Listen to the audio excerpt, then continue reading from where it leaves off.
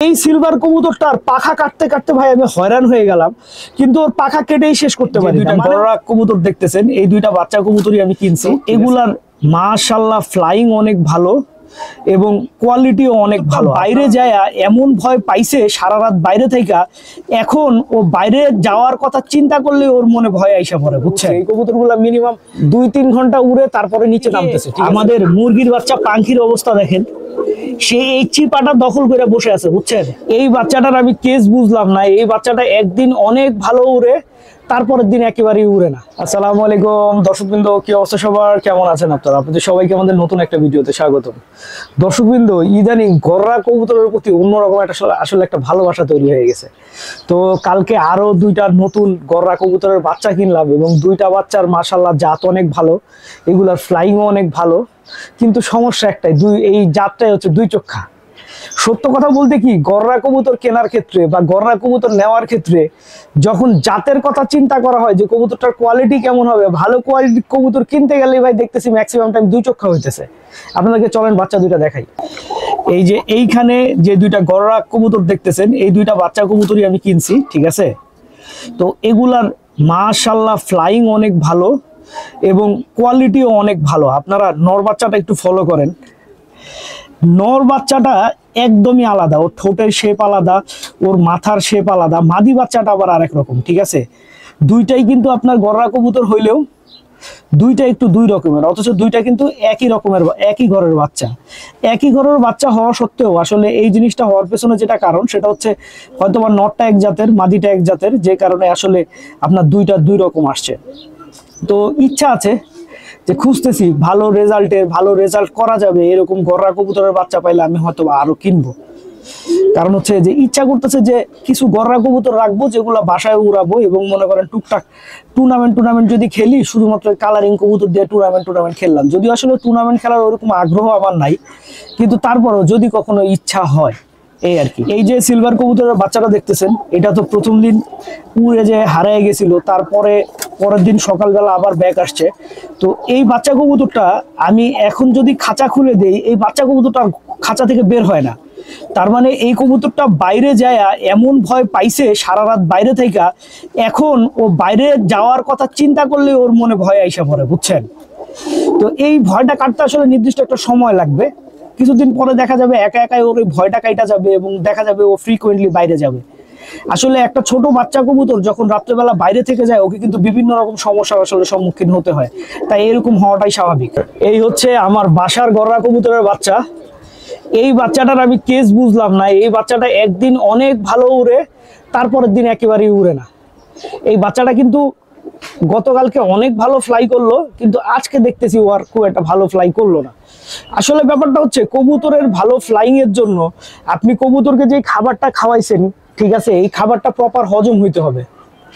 তো গতকালকে আসলে আমি কবুতরগুলোর ফিটিং বিল্ড আপ করার জন্য ছোলা ডাবলি এগুলো একটু বেশি দিছিলাম, তো যার ফলে আসলে কবুতরের ম্যাক্সিমাম কবুতরের খাবার ঠিকঠাক মতো হজম হয় নাই সকালবেলা। তো যে কারণে আসলে এই কবুতরটা আজকে খুব একটা ভালো উড়ে নাই। যেসব কবুতরের খাবার ভালো হজম হয়েছে ওগুলো ভালো উঠছে, যেগুলোর খাবার ভালো হজম হয় নাই সেগুলো ভালো উড়ে নাই।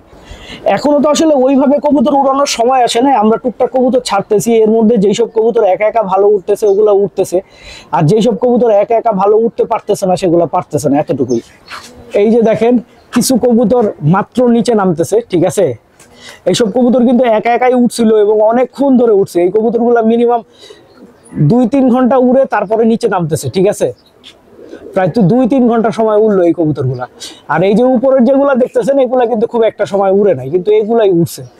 আর এই সময়টা আসলে কবুতর হালকা পাতলা ছাড়ার সময়। কবুতর যেগুলার উঠতে মন চাবে সেই সব কবুতর উঠবে, যেসব কবুতর উঠতে মন চাবে না সেই সব কবুতর উঠবে না। আমার বাসার এই কবুতরটা একদমই অন্যরকম হয়েছে। এইটা যে আমার বাসার কবুতরের বাচ্চা, এটা বোঝারই কোনো উপায় নাই।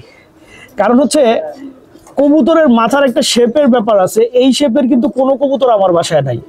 কিন্তু বাচ্চা হয়েছে এই শেপের। আর এই জিনিসগুলো হওয়ার পিছনে যেটা কারণ সেটা হচ্ছে একটা কবুতরের মধ্যে যদি মনে করেন কোনো জাত থাকে ওর দাদার মধ্যে কিংবা ওর দাদার বাবার মধ্যে যদি কোনো জাত থাকে, সেই জাতটা এক সময় না এক সময় আসলে প্রকাশ পায়। এই কবুতরটার ক্ষেত্রেও তাই হয়েছে। হ্যাঁ, যেমন আপনারা এই যে সাদা কবুতরটা দেখতেছেন, এই কবুতরটা কিন্তু ডাউন শেপের, খুব সুন্দর শেপের একটা কবুতর। হ্যাঁ, অথচ ওর বাবা মা কিন্তু এত ভালো শেপের ছিল না। কারণ হচ্ছে ওর দাদা ছিল হচ্ছে ভালো শেপের, যে কারণে আপনার মনে করেন ওর শেপটাও ভালো হয়েছে।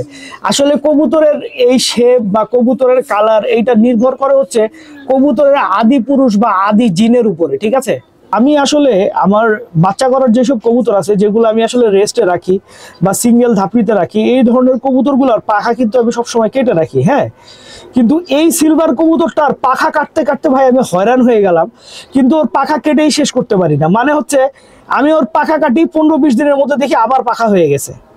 এই কবুতরটার অল্প কিছুদিন আগে আমি সব পাখা কেটে একদম বান্ডু বানাই দিয়েছিলাম, এই যে দেখেন আবার ওর পাখা হয়ে গেছে, দেখছেন। আর এই কবুতরটা এইবার মোল্টিং এর সময় মিনিমাম আমার কাছে মনে হয় 5 থেকে 6 বারও মোল্টিং করে ফেললো। তো ইনশাল্লাহ হয়তোবা খুব শিগগিরই ওকে জোড়া দেবো। আস্তে আস্তে এই কবুতরগুলো এখন জোড়া দেওয়া শুরু করছি, যে কবুতরগুলো আগে জোড়া দেওয়া হয় নাই। তো এই কবুতরটা হয়তোবা অল্প কয়েকদিনের মধ্যে আসলে জোড়া দিয়ে দিব। কিন্তু আমি আসলে এই কবুতরটা জোড়া দিতে পারি না, কারণ হচ্ছে যখনই আমি এই কবুতরটা জোড়া দিতে নেই তখনই দেখা যায় ও মোল্টিং এ চলে যায়। আর মোল্টিং এ দিলে তো আসলে কবুতরের জোড়া দিলে তো আর কখনো কবুতরের বাচ্চা ভালো হয় না, ঠিক না? এইখানে যে দুইটা কবুতরের বাচ্চা আছে আপনারা খুব ভালো করে খেয়াল করে দেখেন, একটা কবুতরের বাচ্চা ছোট, একটা কবুতরের বাচ্চা বড়। হ্যাঁ, তো কবুতরের বাচ্চা এরকম ছোট বড় হয় মূলত হচ্ছে যখন আপনার কবুতর একটা বাচ্চাকে বেশি খাওয়ায়, একটা বাচ্চাকে কম খাওয়ায়। তো যদি কবুতরের বাচ্চা এরকম ছোট বড় হয় সেক্ষেত্রে আসলে একটু খেয়াল রাখতে হয়, না হলে কিন্তু ছোট বাচ্চাটা আলটিমেটলি মারাই যায়। এইদিকে আমাদের মুরগির বাচ্চা পাখির অবস্থা দেখেন, সে এই চিপাটা দখল করে বসে আছে, বুঝছেন। দিনের বেশিরভাগ সময় সে এই চিপাটাতেই থাকবে। এই চিপাতে অন্য কোনো কবুতরকে সে অ্যালাউ করবে না। এটা তার নতুন অভ্যাস হয়েছে, তার একবার এক এক অভ্যাস হয়। প্রথমে তার অভ্যাস ছিল হচ্ছে যে ধাপড়ির এই জায়গাটাতে কোনো কবুতর আসতে দিবে না, ঠিক আছে। আর এখন তার অভ্যাস হচ্ছে ধাপড়ির এই চিপাতে সে কোনো কবুতরকে অ্যালাউ করবে না। এই চিপাটা তার নিজের একেবারে ব্যক্তিগত জায়গা। সাধারণত আসলে পাখি কবুতর খুব একটা ভালো খাবার খাওয়াতে পারে না, কিন্তু আমার এই পাখি কবুতরটা মাশাআল্লাহ খুব ভালো একা একা কবুতরকে খাওয়াতে পারে। এই জিনিসটা আসলে একটা ভালো দিক, এবং আমার এই জিনিসটা আসলে পার্সোনালি আমার নিজের খুব ভালো লাগে। হ্যাঁ, যে পাখি কবুতর সাধারণত অন্যান্য দেখা যায় যে আপনার ভাইব্রেশনের কারণে, অন্যান্য কারণে দেখা যায় বাচ্চা ঠিক মতো খাওয়ায় না, কিন্তু এই কবুতরটা এত ভালো বাচ্চা বড় করে যেটা আপনাদেরকে বলে বোঝানোর মতো না। আপনাদেরকে একটা মজার জিনিস দেখাই, এই যে আপনারা একটা কবুতর দেখতেছেন, ঠিক আছে, এটা হচ্ছে আমার একটা কবুতরের বাচ্চা। এটা হচ্ছে বেসিক্যালি আমাদের লাল খাকি মাদি আর আমাদের একটা জুলফিকার নরের বাচ্চা। এই কবুতরটার গায়ের কালার দেখেন একরকম, আবার এইটার সাথের বাচ্চাটারই কালার আপনাদেরকে দেখাই। এইটা হচ্ছে ওর সাথের বাচ্চা, একই সাথে দুইটা বাচ্চা ফুটছে। এইটার বাচ্চা হয়েছে আবার আর এক রকম, দেখছেন। অথচ ওদের বাবা ছিল কিন্তু বাবরা, মা ছিল লাল খাকি। ওদের কালার যদিও সুন্দর হয়েছে, কিন্তু দুইটা বাচ্চা আসলে টোটালি দুই রকমের হয়ে গেছে। হ্যাঁ, দর্শকবৃন্দ, ভিডিওটা আমি এখানেই শেষ করছি। আপনারা সবাই ভালো থাকবেন, 5 ওয়াক্ত নামাজ পড়বেন। আসসালামু আলাইকুম।